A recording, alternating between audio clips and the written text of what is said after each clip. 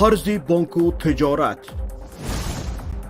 درستی نظارت، طرز حلال شفا، همکاری وعده وفا، احکام هجرت، سفر، طبق شریعت نظر، این همه در برنامه ترازوی عمل. بسم الله الرحمن الرحیم. السلام علیکم و رحمت الله و برکاته. درود خداوند یگانه به یکایک شما هموطنان عزیز در هر کجایی که هم باشید، پروردگار خودش حافظ شما باشد. امروز به نزدتان در برنامه ترازوی عمل با موضوع آمدم که ماه‌های اخیر خیلی و خیلی زیادی ها با این مشغول هستند و هم وقت مایان را می دزدد و هم دارد اخلاقی علل خصوص نسل نورس را غارت می کند. آن هم درباره سفسطه هایی که در اینترنت هست، علل خصوص سفسطه های بعض بلاگرانی که می بینید که بجز دروغ و تهمت و گپ‌های لغو هیچ چیزی از زبان آنها نمی آید. و گفتم شاید به خاطر پول میکنند، شاید به خاطر درآمد میکنند، مسئله دیگر هست. اما مشکلی در این است که شنونده های اینها رو وقتی انسان میبیند یک بار در حیرت میماند. چی شده است برای یک زن تاجیک، یک برادر تاجیک که این همه وقت قیمت خود را، عمر خود را برای تماشای این گونه لغو و بیهودگویی صرف کند؟ پیامبر صلی الله علیه و سلم میگویند، حدیث در بخاری است، نعمتان مغبون فیهما کثیر من الناس، الصحة و الفراغ. دو نعمتی هست که مردم این دو نعمت رو از دست میدهند، قدر این رو نمیدانند، خسران هستند در این نعمت ها. یعنی نعمت های از دست رفته انسان ها اساسا دو تا هست. یکی سلامتی که انسان به قدر سلامتیش نمیرسد، بیخبر است که وقتی دردمند شد چقدر کارها رو کرده نمیتواند، اما در وقت سلامتیش، صحتیش به یادش هم نمیرسد که الان تن صحت داری، تو میتوانی این همه کارها رو کنی، از عبادت الله یگانه شروع کرده تا خدمت به مردم، تا خدمت به خودت و به اهل خانواده ات در سلامتیت. اما وقتی که سلامتی از دست رفت، بعداً به یادمان میآید که چقدر کارهایی بود که میتوانستیم و نکردیم. برای همین پیامبر صلی الله علیه و سلم میگن یکم صحت، سلامتی، که سلامتی رو به قدرش نمیرسید. اون چیزی که میتونه در وقت سلامتیتان بودن بکنید نمیکنید. دویمش فراغ، وقت خالی. انسان در وقت خالی به کجاها نمیرسد، چیها رو کرده نمیتواند، اما وقت خالی رو ما به کجا صرف میکنیم؟ و عجیبش این است که وقت یعنی خود انسان است. هر وقتی که از ما رفت، جزء از جسم ما هم رفت. هر کسی که وقت خود را به قدرش نمیرسد، به قدر خود نمیرسد، چون وقت خیلی گفتم خود انسان است. رفتن وقت ها، تمام شدن عمر ما، تمام شدن خود ما در این دنیا هست. و وقتی به قدر وقتت نمیرسی، وقت خودت رو احترام نمیکنی و با دیدن چی سفسطه ها تمام میکنی، ساعت ها، بعضی ها شب ها، بعضی ها 3 ساعت و 4 ساعت رو، یعنی به قدر خودت نمیرسی. وقتی به قدر خودت نرسیدی، چگونه دیگران تو رو قدر میکنن؟ یعنی انسانی که خودش رو احترام نمیکند، محال است که دیگر مردم رو احترام کنند. محال است که دیگر مردم اونی که خودش رو احترام نمی کند احترام کنند. پس اینجا عزیزان، وقتی میگویم قدر و قیمت وقت، یعنی قدر و قیمت خود ما. به قدر وقت رسید یعنی به قدر خودتان رسید. اینجا میبینیم یک نفر در مثلا گویا بلاگر بوده است، گویا وی در مثلا در یوتیوب باشد، در تیک تاک باشد، در اینستاگرام باشد، بعضی با صورتهای خود درباره عموما چیزهایی که به خودش هم فایده ندارد صحبت میکنند. اینجا رفتیم، آنجا رفتیم، آمدیم، خریدیم، پوشیدیم. و عجیبش این است که من چندین بار خواهرها میپرسیدند که شما درباره زنهای بلاگر صحبت کنید. من این چیز رو اینقدر جدی نمیگرفتم. میگفتم خیر، بلاگرهایی هستند که اگر به فایده مردم یگان پختن را یاد دهند، دختن را یاد دهند، باکی ندارد. اما بیخبر بودم که این همه در تاجیکستان بلاگرهایی بودند که بجز سفسطه از آنها کسی چیزی یاد نمیگیرد. و متاسفانه زنها، دخترکان، عروسکان، ببینید که وقتی یک چند زنها گفتیم یا یک چند برادران می نشینیم، یک نفری که چی خورد، چی پوشید، کجا رفت، خدای نکرده با یک سراینده صورت گرفت، تماشا میکنیم او رو. برای او 1 ساعت وقتمون میرود، 2 ساعت وقتمون میرود. یعنی جزء از خودمون رو به او داده ایستادیم، عمر خودمون رو به او داده ایستادیم. بعد از این چی؟ تماشا کردن خوردن یک نفر، راه رفتن یک نفر، به مغازه در آمدن یک نفر، در کوچه راه رفتن یک نفر. در زنها خیلی زیاد است. ما کوچه رفتیم، ما بازار رفتیم، انا از بازار اومدیم، ما ایرپورت اومدیم، از ایرپورت میرویم، تاکسی نشستیم. یعنی او گوینده رو گفتیم خیر او پول کار کرده ایستاده است، بیچاره دیگر چاره نداشته است. چون من شخصا خودم وقتی با یک نفر صحبت کردم که نوارهایتان یگان معنا ندارد، میگه من زندگی رو همین گونه پیش میبرم، دیگر هیچ چاره ندارم. اما تماشابینا چی؟ تماشابینا هم زندگیشان رو پیش میبرده باشند. یک نفر اتوبوس نشست، فرامد، تاکسی نشست، راه رفت، یکی در آمد و یکی میوگی خرید، کمتر راه رفت و شیرینی خرید. این رو انسان باید تماشا کند. یعنی گشته و برگشته به خود سوال میدید که بیننده هدفش چی است؟ چی فایده میگیری از این؟ برای خودت قدم زن، بهتر نیست قدم زن، پایان رو از این که این رو تماشا میکنی. چیزی دیگر است اینجا. زیادی ها و جز راه رفتن و آمدن و برگشتن تهمت های زیاد رو میبینید در اینترنت. عکس یک نفر رو ماندن، بعضا عکس اهل علم رو، بعضا نفران مشهور رو، بعضا نفرانی که در حقیقت برای مردم خدمت کردن، در حقیقت آنها در حیاتشان کار کردن. این بلاگر بیچاره شاید در خوابش هم نبینه، شاید مثل قنات پشه هم در نزد هم پروردگار هم مردم قدری نداشته باشد برابر یک نفری که خدمتش، حیاتش برای مردم بود. یک چند نفر دیگرانشون هست عکس میبرارد یا نامش رو میگیرد و یک نفر رو، خواه اون نفر آدمی دین باشد، خواه گفتیم آدمی که برای مردم خدمت رسانید، یک عالمی باشد، یک آدمی شناخته باشد، تمام تهمت ها رو نسبت او میکنند. و عجیبش خیلی نفرها او رو هم تماشا میکنند. تهمت کننده گناهش به خودش، شنونده چی؟ تو هم در شریک هستی در گناهی کسی که این همه غیبت رو میکند. پیشتر که غیبت ها رو برو بود، امروز میبینیم که غیبت ها همش در اینترنت هست و ما نشسته گوش میکنیم. آره یک نفری که در حقیقت دشمن است برای دین، برای جامعه، او رو میخواهد شناس کند. این مسئله دیگر. پروردگار درباره فرعون صحبت میکند در قرآن، درباره ابولهب در قرآن صحبت میکند، برای اینکه در حقیقت انسان‌های بد هستند.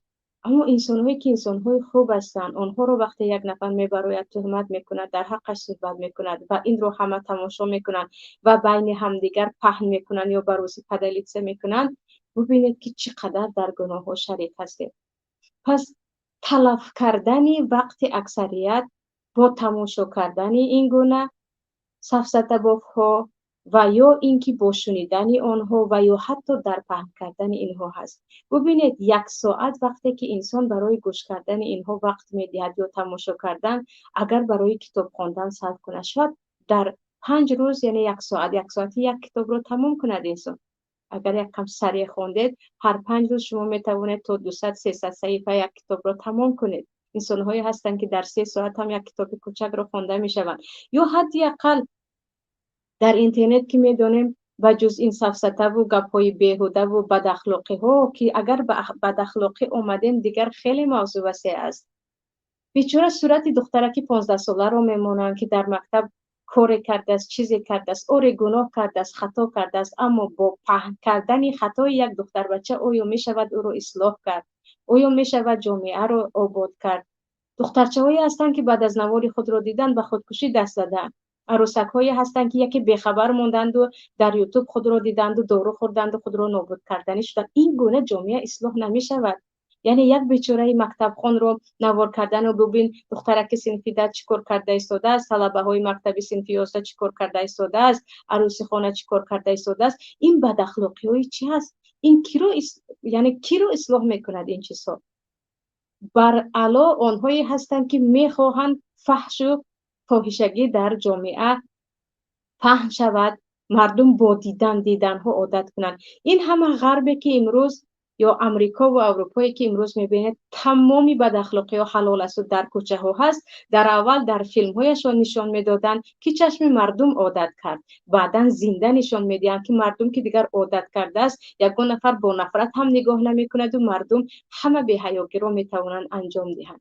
امروز هم بر علاوه بی حیاگی هایی که در یوتیوب تماشا میکنید که یک طرف در تاجیکستان یوتیوب خوب کار نمیکند میگویند، این هم یک نعمت است برای بعضی ها. یک طرف میبینید که چقدر دخترچه های 15 ساله 16 ساله پسر بچه ها رو، بعضی حتی پیرمرد و پیرزن های سن سالشان بالا رو در آنجا یک دو بلوگر احمق، یک دو بلوگر که بجز فساد پهن کردن در جامعه کاری دیگری رو نمیخواهد. تو اگر اصلاح جامعه رو میخواستی تو کاری دیگر میکردی، با یک نفر رو کاملا آشکارا شرمنده کردن و این رو ببینید گویان عکس او رو در آنجا ماندن و تا 100 200 500 هزار بیننده جمع کردن که انسان یگان اصلاح جامعه نمیخواهد. ببینید چقدر این بد اخلاقی ها پهن است و عجیبش این است که ما داخل میشویم تماشا میکنیم. یک برادر برای اصلاح دعوت میکند، برای تربیت فرزند دعوت میکند، برای تاریخ پیامبر دعوت میکند، برای شناخت خودت، شناخت شخصیت دعوت میکند.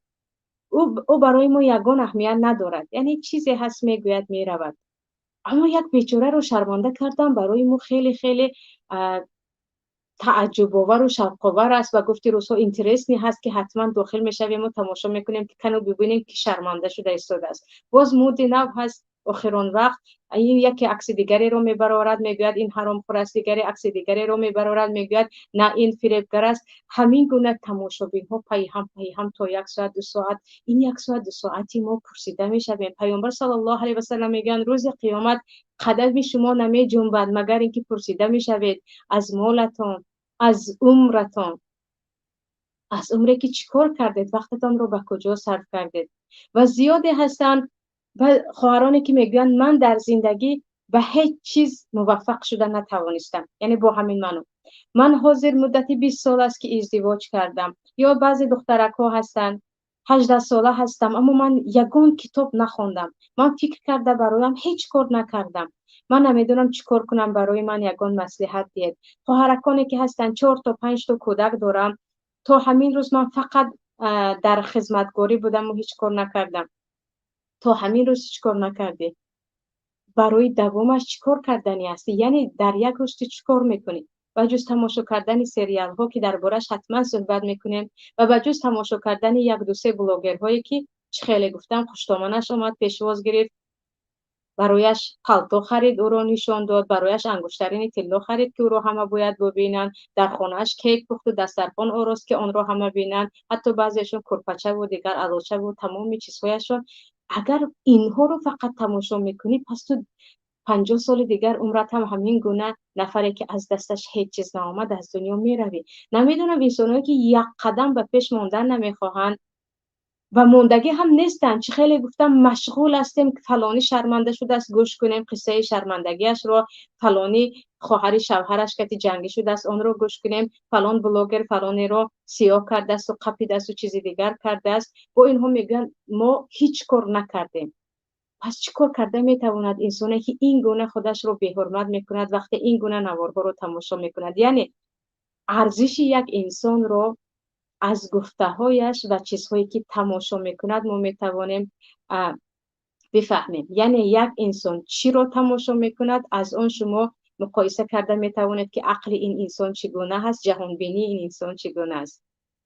پس اون همه 100,000 500,000 250,000 که یک دخترک 15 ساله رو شرمندگیش رو تماشا میکنند، ببینید که این همه نفر عقلش در کجا هست، اینو چی چیز فکر میکنه درباره خودش، بگذاریم برای مردم، درباره خودش، درباره فرزندش، درباره پیشروی اویلش خودش که هیچی شده نتوانست. اما انسان میتواند، انسان حرکت کند، در همه سن سال میتواند انسان مبارک باشد.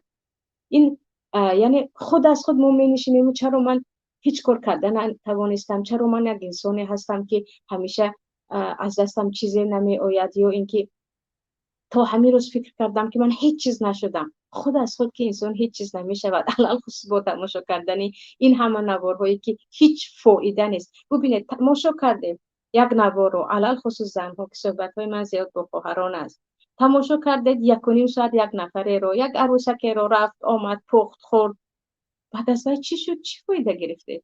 ساعت رفت، وقت رفت، عمر شما رفت، مدت قسمی از جسم شما رفت، بر نمیگردد. یعنی عجایبات وقت این است که وقت رفته دیگر بر نمیگردد، عمر همین گونه رفتن میگیرد. یکی بیخبری میبینیم که دیگر دست ها مثل پیشتره کار نمیکنند، پای ها مثل پیشتره کار نمیکنند، چشم ها مثل پیشتره نمیبینند، حتی زبان مثل پیشتره گفته نمیتواند. این رو قدرش رو اگر امروز با تماشا کردن این بلاگرها صرف کردیم، پگو چیکار میکنیم؟ پگو از بعد از اینکه وقت از وقت گذشت چیکار کرده میتوانیم؟ برای همین عزیزان اینجا این مسئله خیلی جدی است. مسئله این که وقتمان را با تماشا کردن چیزهای بیهوده میگذرانیم. اولا این سخن الله هست، ذلك بان الله لم یکن مغیرا نعمتا انعمها علی قوم حتی یغیروا ما بانفسهم. الله انسان را نعمتی که داده است تغییر نمیدهد. به تو عقل داد، به تو چشم داد، به تو عمر داد، به تو وقت داد. پروردگار اینها را از تو نمیگیرد مگر اینکه خودت سبب میشوی. تو خودت رو بی‌قدر میکنی. تو خودت سبب میشوی که یکی بیخبر است بیماری به سراغت میآید، برای اینکه تو اصلا به قدر صحتیت نرسیدی. یکی بیخبر میمونی، عمر از دستت رفته است، تو هیچ کار نکردی، کسی از عمرت رو گرفت یا اینکه خودت با همین بیهوده ها تمام کردی.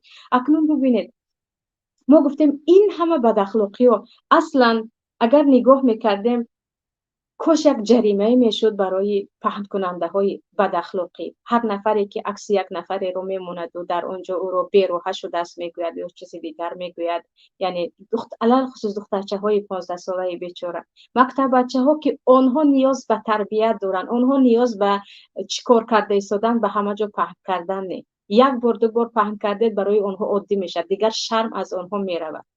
برای همین پنهان کردن عیب یکدیگر، پنهان کردن سر یکدیگر سبب می شود که جامعه از همدیگر شرم و حیا کند. وقتی هیچ عیبی نمون، هیچ سری نمون، کسی از کسی شرم نمی کند.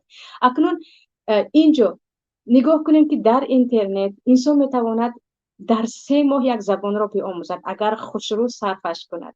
اگر تمام زبان ها، تمام حتی زبان فارسی هم، آنهایی که میگن من تاجیکی هم بد هست میتوانن زبان فارسی یاد گیرن. فارسی تاجیکی که تا روز ها ما رو جدا نکردن یک هست، همون زبان هم زبان هستیم همگی، فقط حرف ما رو تغییر دادن. از زبان فارسی تا زبان عربی تا انگلیسی و ترکی و فرانسوی تمامی زبان ها هستن.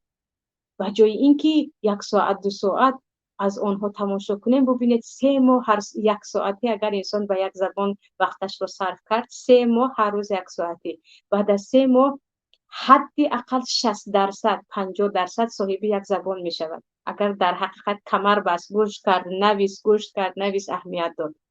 یا اینکه زبان خوندن است، چقدر از وسیع شدن معلومات ها هست. حتی از کتاب سعدی و دیگر بیدل و از مولانا و اینها رو هم فارس ها، یعنی ایران و افغانستان برادران صدایشان هست، کتاب های صوتی داریم، از اونها چرا استفاده نمی کنیم؟ تاریخ پیامبر در اونجا هست، در اونجا حداقل معلومات درباره کشورها در اکثریت نیست. جنوب و شرق و شمالی تاجیکستان کدام دولت همسرحد است اکثریت نمیدونن.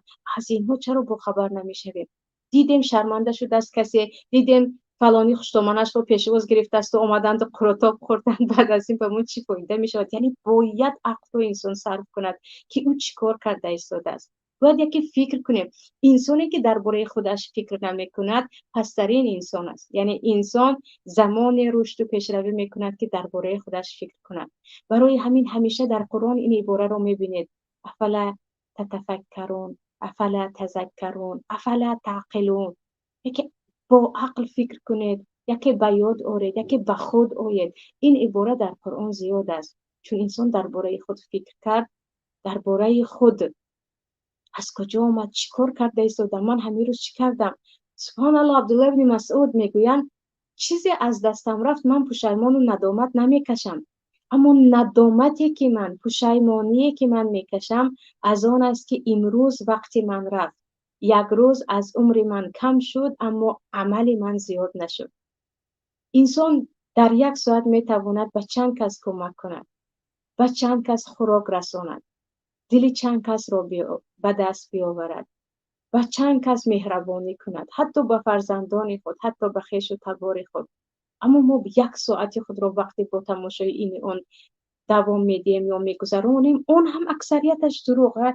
باور میکنید عزیزان، فقط به خاطر اون که معلومات داشته باشم از داخل کشور یا از هموطنان، بعضیشان را تا 2 دقیقه اون هم خود را زندانی کنن، مجبور کنن به عذاب گوش میکنم. بعضا آرزو میکنم که همین انسان یک جمله تاجیکی صحبت بکنه، نه اینکه 3 تا روسی و 2 تا تاجیکی. بعضا آرزو میکنم که یک کلمه منطقی از دهانش بیاید که دیگران گوش کنند و یکی فکر کنند که آره چیزی که او میگوید برای زندگیمون در کار است. یعنی این گونه سفسطه های بیهودگویی اینقدر زیاد است، هیچ فایده ندارد، اما گوش کننده هایش عجیب است. من گشته و برگشته میگویم تعجب آور گوش کننده ها هستند. الله در صفت مؤمنان در سوره مؤمنون میگوید والذین هم عن اللغو معرضون، والذین هم عن اللغو معرضون. مؤمنان شخصانی هستند که از گپ‌های بیهوده روی میگردانند، یعنی بیزار از گپ بیهوده هستند. به آنها بیهودگویی هرگز به گوششان قبول نیست. شخص مؤمن نفری هست که حرفی بیجای و بیهوده را شنید یک و یک بار از آن روی میگرداند. من با این نیستم، من نمیتوانم گوش کنم، یعنی من وقت ندارم گوش کنم. این صفت مؤمنان است. ببینید این صفت چقدر الان از اکثریت مؤمنان برداشته شده است. برعکس سخن لغو بیجای را در یک جا برآوردن که این گونه پهن کننده های بیهودگویی هم دیده ایستاده است، روز از روز دارن زیاد می شوند. اینقدر شنونده دارن، اون هم مبادای اگر در آنجا ببینید که این به این جنگ کرد یا فلانی در حق فلانی چی گفت، دیگر آنجا تا میلیون و میلیون ها می رود. اما بگذاریم برای میلیون، اما هر یک این دقیقه رفتگی چی؟ اگر صرف کنیم هر یک دقیقه رو چه خیلی گفتم به یگان چیزی مفید. یعنی چقدر انسان ها هستن 40 ساله هست بیچاره، 50 ساله هست، 30 ساله هست. چیکار کردی؟ تو همین روز تو چیکار کردی؟ خوردی، پوشیدی، نوشیدی. حیوان هم میکند این کارها رو. اما در تو عقل بود، با عقلت چقدر کارهای دیگر رو میتوانستی بکنی؟ دیگر چیکار کردی؟ چیتم؟ نه من با ببینید اکثریت حالت ها میگن پیش از خواب 1 ساعت 2 ساعت در تلفن نشستن هست. باز هم با تماشای این گونه بعضی نوارها هست، بعد از دیدن نوار انسان یک و یک بار زنده می شود. نواری هست درباره مثلا نماز، نواری هست مثلا درباره راستگویی، نواری هست درباره یگان کشور که شما یک معلومات جمع کنید. هرچی در معینه سر انسان معلومات جمع شد، هرچی انسان خود به خود باور کردن میگیرد، یعنی خود باوری خود را قدر و قیمت کردن زیاد می شود. برای همین انسان هایی که معلومات زیاد دارن یا انسان هایی که از هر طرف برای خود یک چیزی نو یاد میگیرن، میبینید اینقدر انسان های حسودچی نیستن. یعنی انسان هایی که همیشه از پی پیشروی هستن، یک چی میخوانن، یک چی میسازن، یا حتی دوزنده عادی. خواهرانی که میگن من 8 ساعت دوزندگی میکنم تقریبا برای حسد کردن وقت ندارن. آنها از پی کار هستن، از پی یک کاری هستن. مثلا نگاه کنید، انسانی که معلومات جمع میکند یا یک چیزی رو از پی یاد گرفتن هست و یاد میگیرد علل خصوص، و خوشبختی در آن پیدا می شود که با هیچ چیز آن را عوض کرده نمی شود. برای همین در ما مقاله مشهور علما هست تمام دنیا را به دستم دی، هم علمی که در من است من نمیتوانم با آن عوضش کنم. یعنی خوشبختی که من با معلوماتی که دارم در خود دارم، با آن همه قصر و آن همه دارایی دیگران ندارن. این گونه سخنهای در علما هست. ببینید که انسان‌هایی که از طریق اینترنت پیشروی کرده می شود و خود بنده شاهد زنده هستم که انسان می تواند زبان آموزد، انسان می تواند علم آموزد، انسان می تواند یک چند کتاب رو در اینترنت، کتاب های صوتی هم خیلی زیاد هستند. اگر نوشتید کتاب صوتی فارسی یا аудио книги руси навиштед, бо руси ҳам мебарояд, бо инглизӣ ҳам мебарояд, бо форсӣ ҳам мебарояд.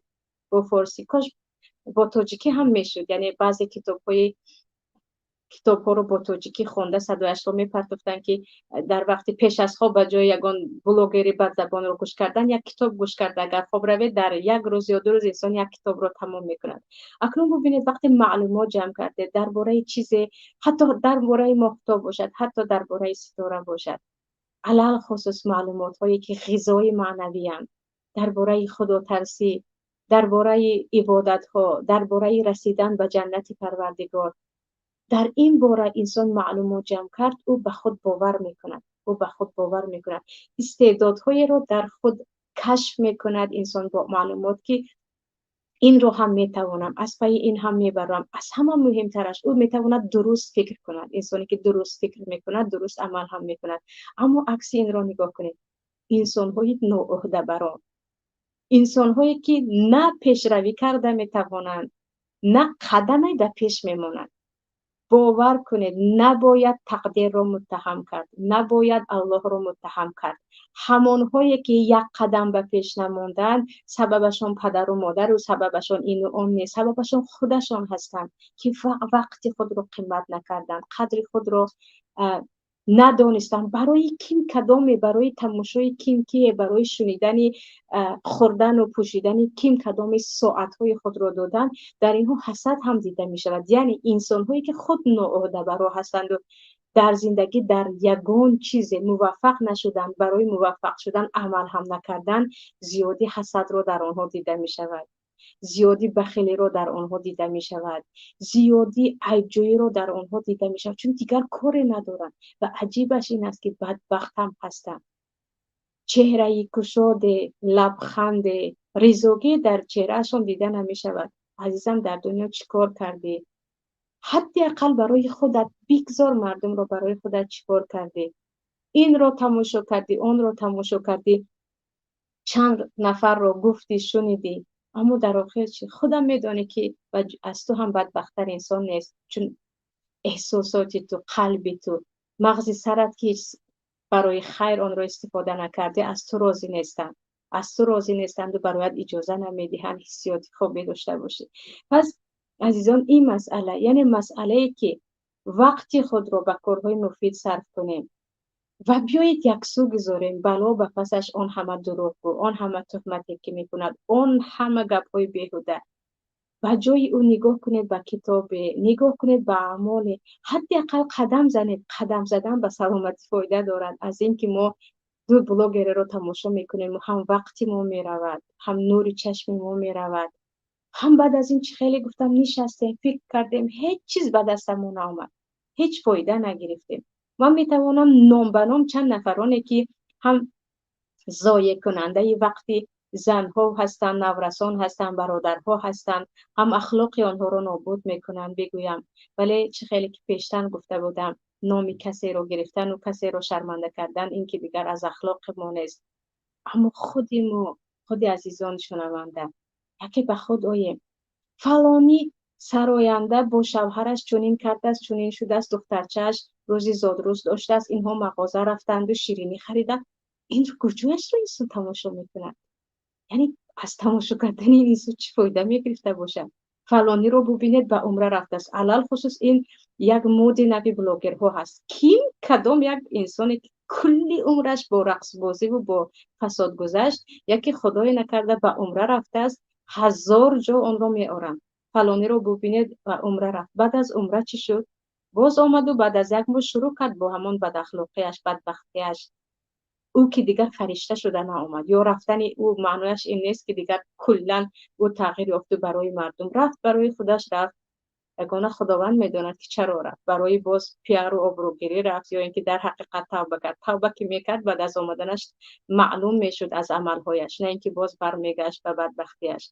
яъне ин гуна дар зиндагии бузургон, алал хусус онҳое ки дар ҳаёти худ тавонистанд кореро бикунанд, кадом олим набошад, кадом олим набошад, кадом инсони муваффақ набошад, ҳатто хайр гуфте мусалмон набошад ҳам, алал хусус мусалмонҳои муваффақ, дар зиндагии онҳо дар ҳақиқат барои мо عبرتی هست. برای همین پروردگار در قرآن گشته و برگشته از پیامبران میگوید به ما که مایان از شجاعت موسی، از رحمدلی عیسی، از صبر ابراهیم، از جسارت و شهید شدن یحیی، از این پیامبران عبرت بگیریم.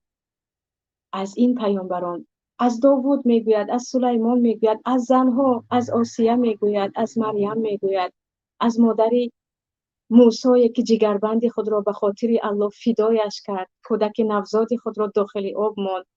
از اینها میگوید پروردگار تا که این قصه ها برای ما درس عبرت باشد.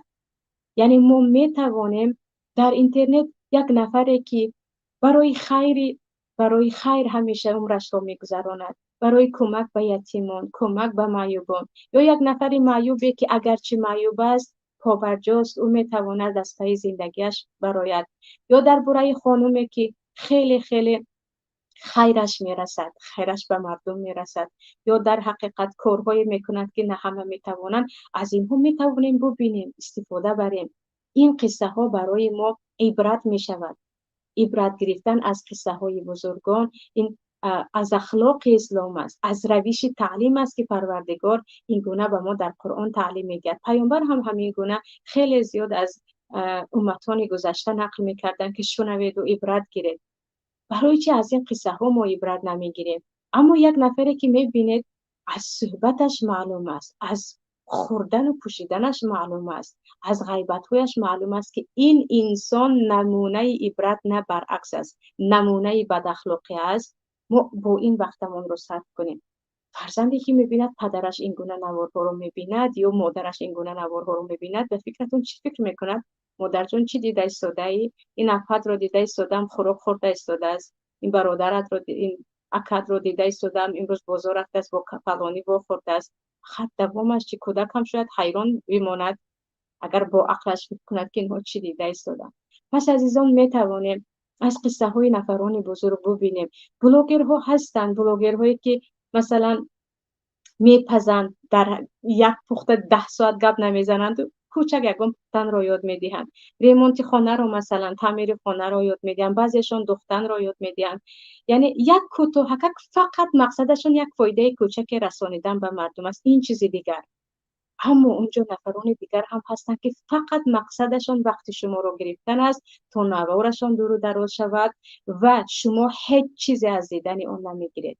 و جز بعضا یاد گرفتن غیبت و دیگر عادت کردن به شنیدن غیبت و به شنیدن دروغ که زیادیشون سرخ نشده هم دروغ میزنن جلوی دوربین یگان خیلی سرخ نشده چقدر بعضیشان گپ دروغ به تاریخ و دروغ به دیگرها میزنن که اینها رو ما از شنیدن به جز گناه، و جز اسراف وقت، و جز قسمی از عمر خود را دادن هیچی نمی کنیم. برای همین عزیزان بیاید به خود آییم، فکر کنیم که ما چی دیده ایستاده ایم، از دیدنهایمان چی فایده گرفته ایستاده ایم. پس از این چی برای اون عمری که رفته ایستاده است بر نمیگردد و هیچ کس برای من و شما ضمانت نمیدهد که سال آینده هستیم یا نیستیم.